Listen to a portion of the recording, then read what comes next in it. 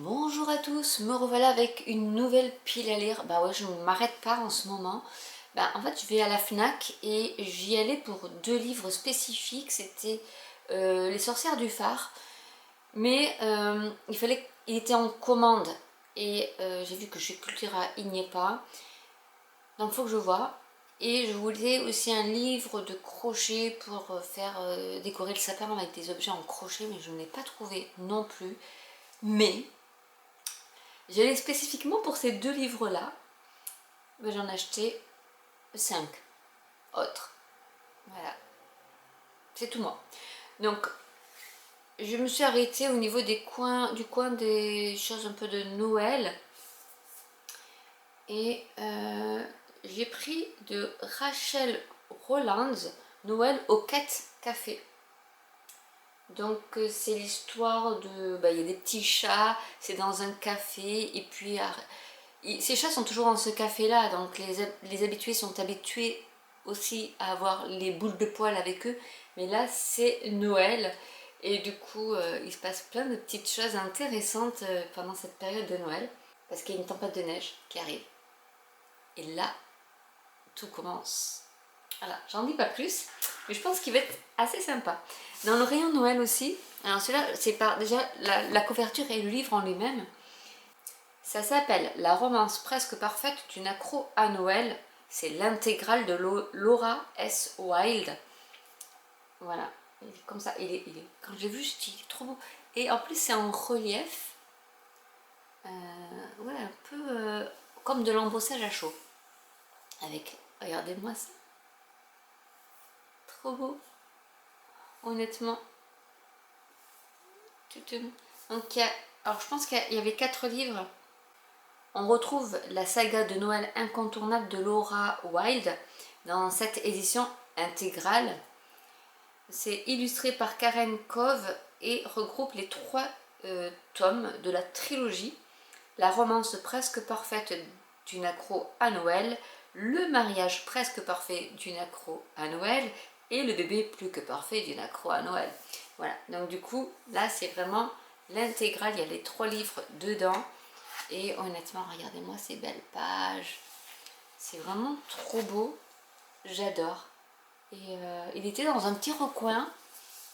Et ouais, je pense que quand j'aurai mon poêle à bois, je vais pouvoir lire ça au chaud sous un plaid. Oh. Ensuite, j'ai pris...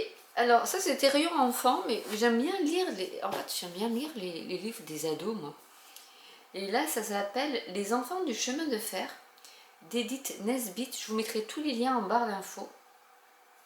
Je vais enlever le petit... hop là, le petit truc. Et rien que la couverture, j'adore. Donc c'est des petits enfants, oui, donc on les a ici. Ils sont là. Je sais pas si... Non, et de l'autre côté, non. C'est des enfants, en fait, qui s'ennuient un peu. Et leur père est disparu. Ils sont un peu livrés à eux-mêmes. Et ce qu'ils font, c'est qu'ils vont au bord du chemin de fer. Et ils font... oui, ça se passe en Angleterre, c'est ça. Et ils font des signes au train qui passe de Londres. Donc pour résumer, en fait, c'est lorsque leur père disparaît mystérieusement. Donc c'est Roberta, Peter et Phyllis doivent quitter leur vie confortable à Londres pour aller s'installer dans un petit cottage à la campagne. Leur mère n'a réussi à joindre les deux bouts en écrivant des histoires, mais la pauvreté les guette. Les enfants cherchent du réconfort à la gare voisine et se lient d'amitié avec les cheminots, ou les employés. Et chaque jour, Roberta, Peter et Phyllis descendent dans le champ jusqu'à la voie ferrée et font signe au train de Londres qui passe, envoyant leur amour à leur père. Et ils ne se doutent pas que les passagers qui leur rend leur salut détiennent la clé de la disparition de leur père. Donc, et c'était rayon plutôt ado. Donc, je me suis dit, une petite intrigue, un livre assez facile à lire comme ça, sans réfléchir. Après, je suis allée côté oriental, j'y vais jamais. Et c'est vrai qu'on m'a toujours dit que les livres japonais étaient super et j'en ai jamais testé. Et donc cette fois-ci, j'ai voulu tester. Je suis tombée sur toujours les premières de couverture, je n'y peux rien, c'est comme ça. Le lundi parfum matcha avec cette couleur rose que j'adore. Et ce lundi-là, l'énigmatique propriétaire du café Marble à Tokyo organise une séance de dégustation de thé. Caché sous les cerisiers qui changent de couleur au fil des saisons, ce havre de paix se transforme en l'or, en un lieu magique où l'amertume du matcha vient apaiser l'amertume de l'existence. Une brillante commerciale poursuivie par la malchance depuis le Nouvel An, la propriétaire d'une boutique florissante qui a oublié l'humilité de ses débuts, une grand-mère en froid avec sa petite fille, alors qu'un chat blanc comme neige observe paisiblement les étonnants humains qui l'entourent, le café Marble devient le lieu de rencontres insolites qui vont bouleverser la vie de ceux qui en ouvrent la porte. Et c'est vrai que ces écrivains-là, il y a toujours une petite leçon, une petite morale à la fin, une leçon de vie. Et voilà, je pense que là, vu déjà les 3 protagonistes qui vont essayer de retrouver la paix en eux-mêmes, ça peut être bien. Et du coup, il y en avait un autre de cette taille-là. Donc là, c'est Michoko Aoyama. Je vous mets en grand. Michoko, on s'en rappelle. Et celui-ci, il est de Toshikazu Kawaguchi. Et il y avait le 3e en fait qui faisait un peu comme ça parce qu'il les met comme ça chez la Fnac et du coup les autres sont un peu cachés derrière. Et quand j'ai vu le grand un peu comme ça, j'ai commencé à le lire et j'ai vu que c'était le tome 3 en fait. Et je dis ah ben non, il faut que je lise le tome 1 avant. Donc j'ai pris le tome 1 tant que le café est encore chaud, donc ces histoires toujours de café, tant que le café est encore chaud. Et les autres tomes, je ne sais plus ce que c'est, je ne sais pas s'ils les mettent. Le café du temps retrouvé, c'est la suite. Et il y a le 3e qui vient de sortir.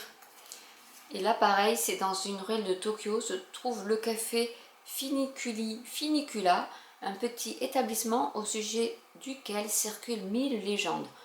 On y raconte notamment qu'en y dégustant un délicieux café, on peut retourner dans le passé.